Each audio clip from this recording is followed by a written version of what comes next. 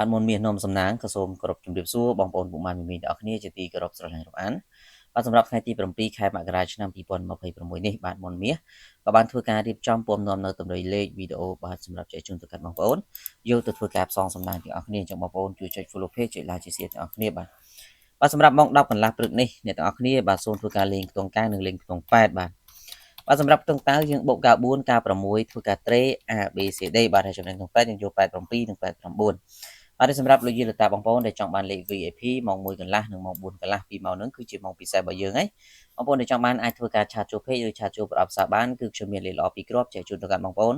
បាទហើយសេវាត្រឹមតែ50000រៀលទេបាទឆ្នោតចិញ្ចឹមទៅយកសេវាតាមក្រោយអញ្ចឹងបងប្អូនទាំងអស់គ្នាអាចធ្វើការឆាតមកសុំបានទាំងអស់គ្នាបាទ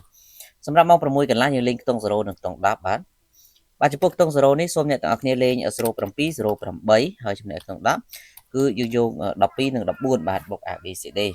អញ្ចឹងបងប្អូនដែលចង់បានលេខល្អកុំភ្លេចធ្វើការឆាតចូល page ទាំងអស់គ្នាអរគុណជូនពរស្នាល្អទាំងអស់គ្នាសូមគោរពលា